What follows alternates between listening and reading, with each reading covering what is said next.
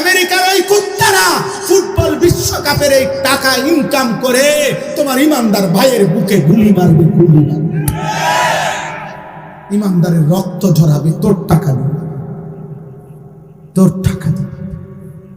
একটি বিশ্বকাপ ফুটবল খেলার সাথে শুধু আব্বা এটা খেলা না, তোমার যদি কলিজা থাকে, বিবেক থাকে, তুমি খবর নিও। এই বিশ্বকাপ ফুটবল খেলার সাথে কোটি কোটি কোটি কোটি ডলারের, কোটি কোটি ডলারের মদের বিক্রি হবে। এই খেলার প্রত্যেকটা গ্যালারিতে অজস্র অগণিত মানুষ মদ পান করবে, এর সাথে মদের গভীর সম্পর্ক। 2 নাম্বার, এই ফুটবল খেলার সাথে তিনটা দেশে, এই আমেরিকা, কানাডা, মেক্সিকো, এই 3 দেশের যেই প্যাভিলিয়ন মানে যেই গ্যালারিগুলোতে খেলা হবে, প্রত্যেকটার আশেপাশে শত শত হোটেলে নর্তকী নারী ভাড়া থাকবে, যারা জিনা আর ব্যভিচার করবে, যারা পুরুষের সাথে রাত কাটাবে, বিশ্বকাপ উপলক্ষে ইনকাম করবে, ওই ইনকামের ট্যাক্স ওই দেশগুলোও উপার্জন করবে। তার মানে এর সাথে নারীর বেশ্যাবৃত্তি, অসভ্যতা, জিনা আর ব্যভিচারের সম্পৃক্ততা আছে। 3 নম্বরে, এই ফুটবল বিশ্বকাপের সাথে কোটি কোটি টাকার অনলাইনে জুয়া, অনলাইনে খেলোয়াড়ের নাম ধইরা, দলের নাম ধইরা জুয়া খেলা হবে। এই জুয়া খেলাতেও সারা পৃথিবী জুড়বে। তাহলে একটি খেলার সাথে খেলাধুলা, এটাও তামাশা। 3 দেশে 3টা বিশ্বকাপে উপলক্ষে উদ্বোধনী অনুষ্ঠান হবে এই 11 তারিখে। অনুষ্ঠানের মধ্যে 3 দেশের উদ্বোধনী অনুষ্ঠানে খেলা হইল ফুটবল, অথচ নাচবে অর্ধ উলঙ্গ নর্তকী, উদ্দাম নাচবে। নাচের সাথে খেলার কি সম্পর্ক আব্বা? ফুটবলের সাথে নর্তকীর দেহের কি সম্পর্ক? বলো না আব্বা। তুমি কি লজ্জা শরমের শেষ অংশটাও ভুলে গেছ? তোমার মায়ের রক্ত ভুলে গেছ? 2 বছরের মায়ের দুধ ভুলে গেছ? তুমি বুঝো না? এটা তো শুধু খেলা না, এর সাথে জুয়া আছে। এটা তো শুধু খেলা না, এর সাথে মদের বোতল আছে। এটা তো শুধু খেলা না, এর সাথে নারীর নাচ আছে। তুমি দেখো, তুমি দেখো। আজকে তোমরা আজকে খুঁজে নাও, আজকে দেখো। এই প্রথম এই বছর 2026 বিশ্বকাপ ফুটবলে ব্রাজিল সম্পূর্ণভাবে তাদের জার্সি বদলায় ফেলছে। গত পর্যন্ত তাদের 1950 সাল থেকে 2026 সাল পর্যন্ত তাদের যে হলুদ জার্সি ছিল, এই হলুদ জার্সি তারা বদলাইয়া নতুন শেডের জার্সি আনছে। সারা পৃথিবীর অনলাইনে আজকে খবরে আসছে, সারা বিশ্ব আন্তর্জাতিকভাবে, যে ব্রাজিলের ওই জার্সির, নতুন জার্সি যেটা গেঞ্জি আর কি গায়ে দেয়, ওইটার মধ্যে শয়তানের প্রতিকৃতি, শয়তানের আকৃতি, মুখোশ এটার ভিতরে ছাপানো আছে। আমরা চাঁদের দেশে থাকি না, আমরা তোমাকে সচেতন করার জন্য খবর রাখি। আমরা মঙ্গল গ্রহে থাকি না, প্রতিদিন খোঁজ খবর রাখি।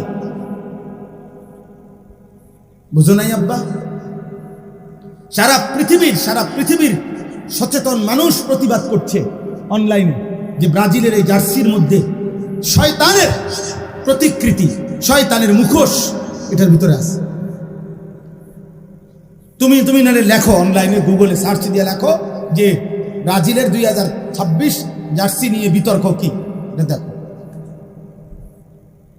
তুমি লাগা দেখো,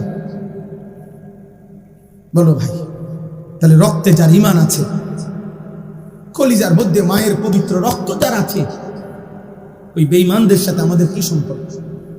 বলো না ভাই। ব্রাজিল আর্জেন্টিনার সাথে আমাদের ঈমানের কোনো সম্পর্ক আছে? আমাদের কালেমার কোনো সম্পর্ক আছে? আমাদের কাবার কোনো সম্পর্ক আছে? আমাদের মদিনার কোনো সম্পর্ক আছে? আমাদের নবীর কোনো সম্পর্ক আছে? আমাদের সাহাবায়ে কেরামের কোনো সম্পর্ক আছে? আমাদের আউলিয়াদের কোনো সম্পর্ক আছে? আমাদের আল্লাহর কোরআনের কোনো সম্পর্ক আছে আব্বা? আচ্ছা বাদ দাও, রাখো এটা এবার এক সাইডে। ব্রাজিল আর্জেন্টিনার সাথে আমাদের বাংলাদেশের এই মাতৃভূমির প্রতি যার মায়া আছে, এই বাংলাদেশের আর্থিক, সামাজিক, রাজনৈতিক যে কোনো ক্ষেত্রে কোন দিক দিয়ে মিল আছে? বলো না ভাই, একটা বিবেকবান বলো। বাংলাদেশের আর্থিক উন্নতিতে বা ব্রাজিল এবং আর্জেন্টিনার সাপোর্ট যদি আমাদের দেশে ব্যাপকভাবে বাড়ে, তো বাংলাদেশের বিদ্যুৎ সমস্যার সমাধান হবে, তেল সমস্যার সমাধান হবে, বাংলাদেশে হত্যা, খুন, ধর্ষণ, 8 বছরের কন্যা ধর্ষণ, এইভাবে ব্যভিচার, এটা বন্ধ হয়ে যাবে? বলো না ভাই। তা রাষ্ট্রের আর্থিক কি উন্নতি হবে? আখেরাত বাদ দাও, দুনিয়াবি উন্নতি বলো না ভাই। কি কারণ থাকতে পারে? অসভ্যতারও তো একটা জাতফাত আছে, অসভ্যতারও তো একটা জাতফাত আছে, বেহায়ারও তো একটা জাতফাত আছে। এটা কোন বেহায়ামি? এটা কোন অসভ্যতা? বলো। এজন্য প্রত্যাখ্যান করো, বলো ইনশাআল্লাহ। প্রত্যাখ্যান করো, প্রত্যাখ্যান করো, প্রত্যাখ্যান করো। ঝগড়া তো মানায় না, ঝগড়া তো মানায় না। খেলা তো খেলা না, খেলা তো খেলা না।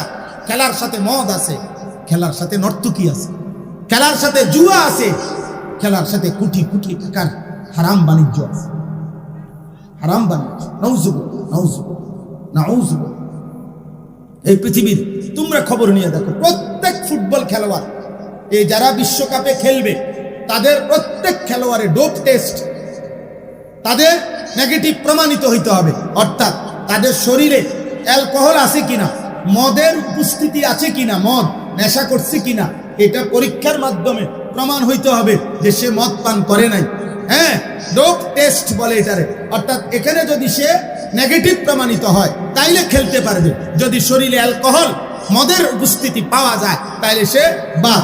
তাইলে বোঝা গেল ফুটবল খেলার মধ্যে এই খেলোয়াড়রা অসংখ্য যারা নেশা করে, এই নেশা তাদেরকে উত্তাল বানায় ফেলে।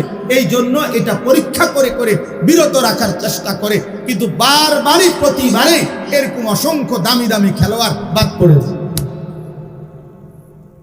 আমি তো নাম বললে আরো কইতাছি না, ইচ্ছা করে আমি তো নাম ধরে ধরে কইতে হবে, দাগ নম্বর, খতিয়ান নম্বর সহ কত সালের বিশ্বকাপে কে কতজন ডোপ টেস্টে পজিটিভ হয়েছে আমি জানি, সব জানি। হ্যাঁ, বিগত কমপক্ষে 2-4-5 বিশ্বকাপের আপডেট বলতে পারবো ইনশাআল্লাহ। অর্থ হলে এই জন্য বলা যে আমরাও তো খোঁজ খবর রাখি।